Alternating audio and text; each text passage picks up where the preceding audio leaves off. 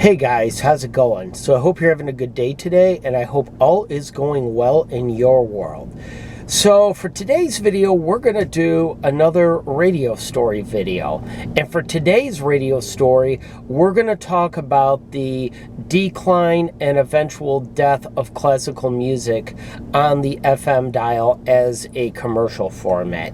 Now, classical music can still be found on the radio, but that is solely on public stations and on college stations. So, trying to find a commercial classical station on the radio now, good luck. So, we'll start with the beginnings, and we'll kind of work our way up here until the eventual demise.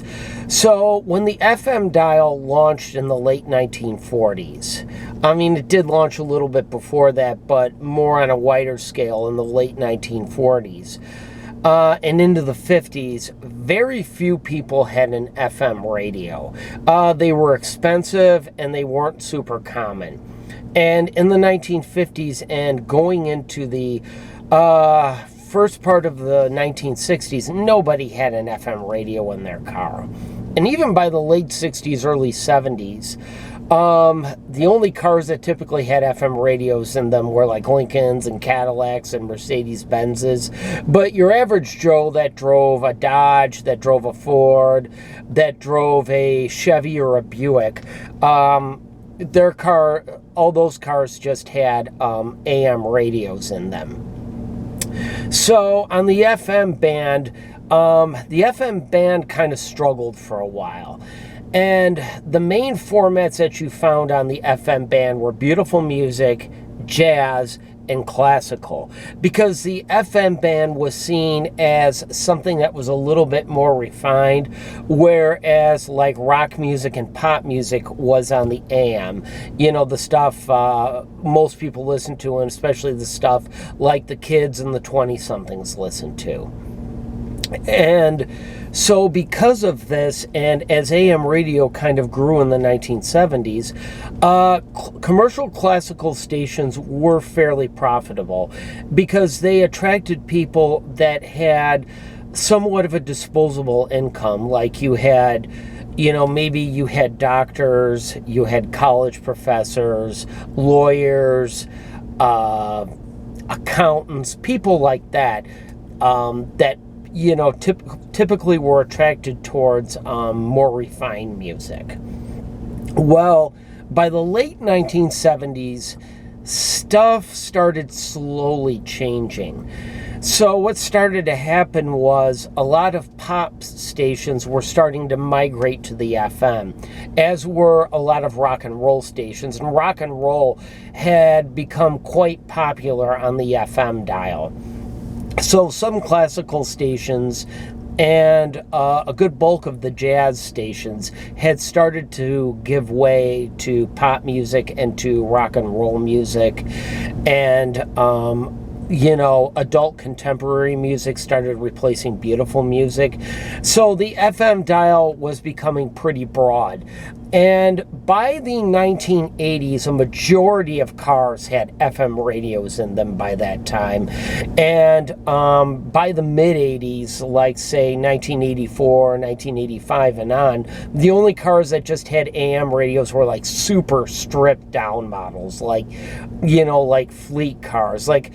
I like one car, for example, and that just came with a base AM radio was like the Chevy Celebrity, which was a pretty popular car in the mid-80s. And I think a super strip model, as I said, just came with an AM radio. So the majority of cars had FM radios in them. Then as we get into the 90s, the classical commercial format started to struggle. What started to happen was people didn't quite have as much disposable income as they used to. Around that time, you started to get a lot of wage stagflation, and we still deal with that to this day, God knows. And also, a lot of listeners that listen to classical music, it's kind of mean to say this, but this is just being very honest, many of them started dying out, and the audience started dying out. And a lot of radio programmers in a lot of major markets around the country started to see classical music was just not making the money it used to. To younger listeners, it was seen as something from another era. That was something Grandma and Grandpa listened to. You know, it was stuffy and it was stodgy. And they really weren't attracting a lot of new listeners. And a majority of the listeners that they did have were starting to go to the non-commercial band, as they could listen to classical music without having commercials played. So you started seeing by about the early mid-90s, you started to see a purging of classical music stations. A good example of this was WNCN 104.3 in New York City. Without getting into too much history, basically WNCN was classical music most of its life. And then the owners of the station, I think this was like around 1974 or so, dumped classical for rock as WQIV. Well, there was such a public outcry that the station reverted back to classical music about a year later or so. But fast forward less than 20 years, the classical format was starting to fade. New York City already had another commercial classical music station, and there just wasn't room in the market for another one. And when WNCN flipped to rock music, as it is today, well, it's classic rock now. It started off as active.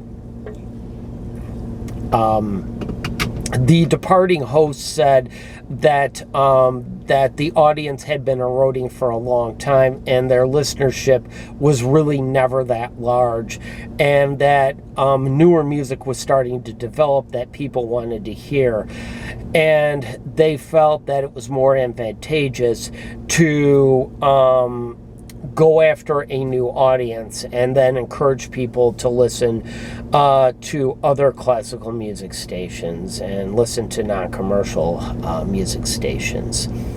So fast forward a couple years, around 1996 or so, when the Telecommunications Deregulation Act went into effect, it became a lot of big broadcasters, it became a buying spree, and stations were being sold for way more than they were worth.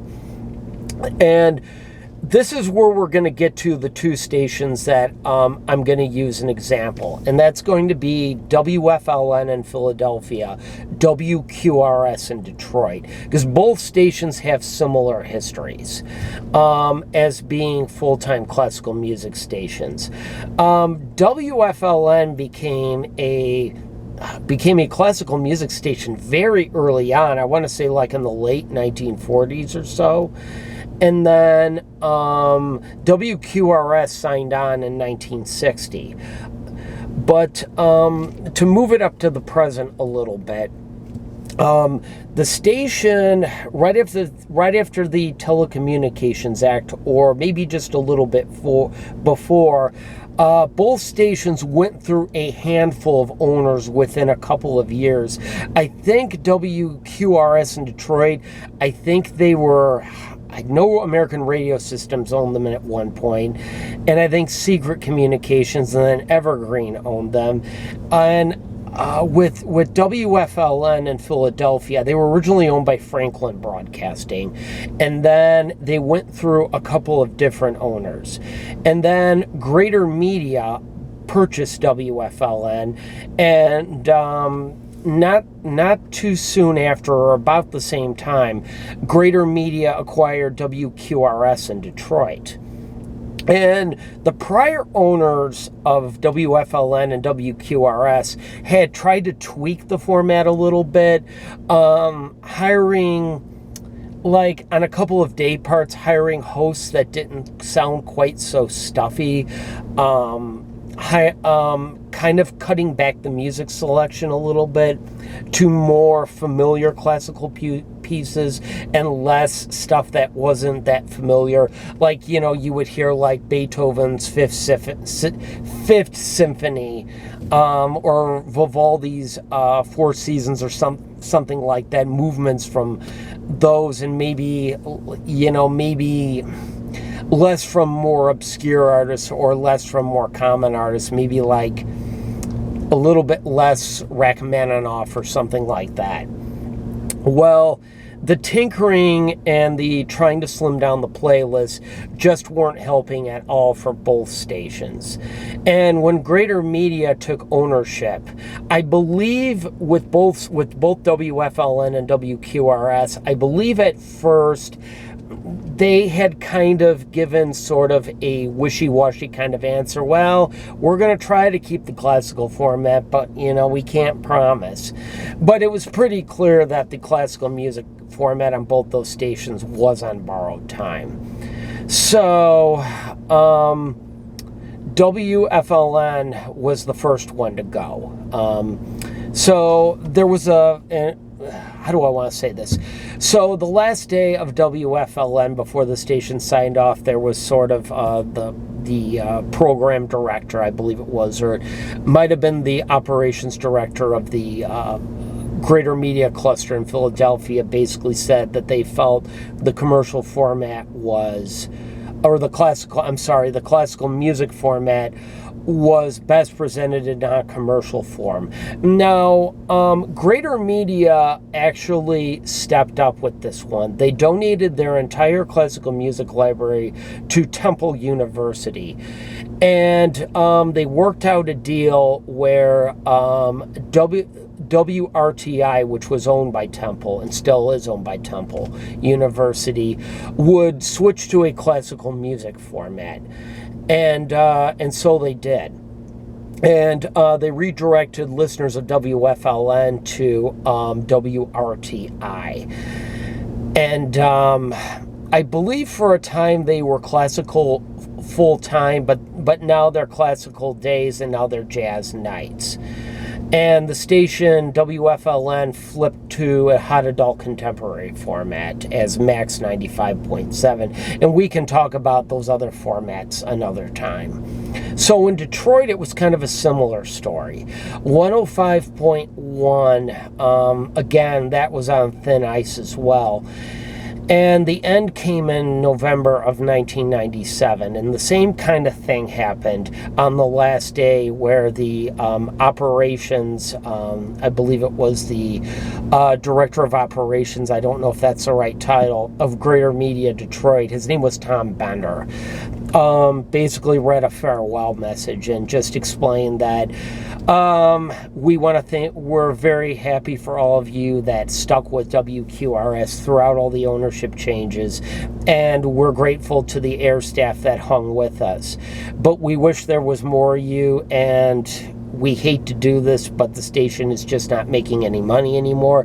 It's not commercially viable, and in this new climate of radio deregulation and declining revenue for the classical format, you know, we're kind of forced, our hand is being forced to change the format of the station.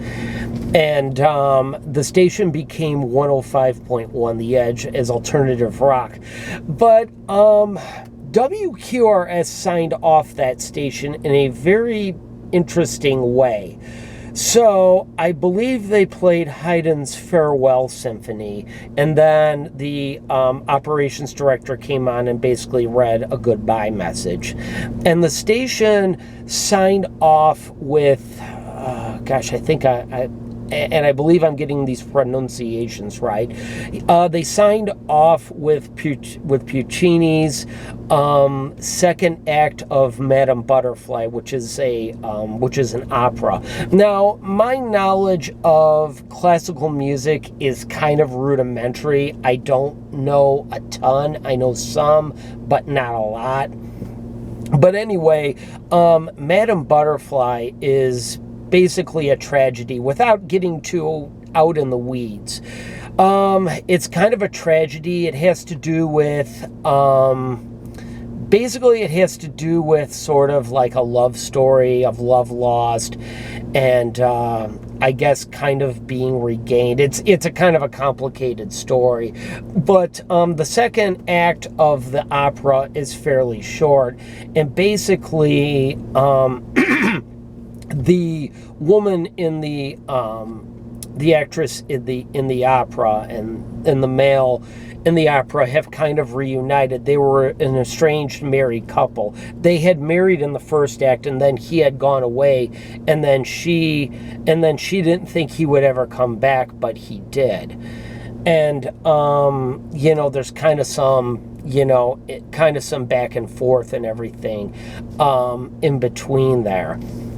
And in about the middle of the piece, which was a little less than 3 minutes long, you've started to hear in the background the intro to Nine Inch Nails' Closer. And it gradually got a little bit louder. And then right at the end of the second act of the opera, it maybe about 15 seconds before the end of it, where the music starts to fade a little bit, it got louder. Then they completely cut the piece off, and Nine Inch Nails' Closer came on, and a sweeper came on and said this station used to be WQRS Detroit. Now it's a brand new radio station, 105.1 The Edge, which signified the end of WQRS. And that actually left Detroit without a full-time classical music station for a long time. And basically the only real choice for classical music after the death of WQRS was 89.9 CBC Radio 2 from Windsor, Ontario. Because unlike in Philadelphia, Greater Media didn't have any takers really for the format, or anybody they could convince to take the classical music format. But they had suggested that they would hold on to WQRS's music library until somebody wanted to make use of it. And I believe many years later, some of the library went to WRCJ, if I am not mistaken. But classical music today, as was even back then, is kind of an acquired taste. It's either you get it or you don't. And with today's radio being very homogenized, there's just no way a station like a classical music format could really make it today, because you just don't have the listenership. And people who heavily listen to classical music, many of them unfortunately have died out, and those that do listen to classical music full time, it's a very, very, very small audience. And I suspect even on public radio, the day may come where the format starts to disappear on there, and you may start seeing that soon with the Trump administration cutting all funding to NPR and to basically public radio, in support for public radio stations. So basically that's what it is. So I think soon, if you want classical music, the day's likely going to come where you're going to need to listen to a streaming service or Sirius XM. So what do you guys think? Did you listen to WQRS or WFLN or any other commercial classical station around the United States? I'd like to hear what you have to think and what you have to think about this subject. I want to thank you guys so much for watching. Be sure to hit that subscribe button if you haven't done so already. And as always, guys, have a wonderful rest of your day.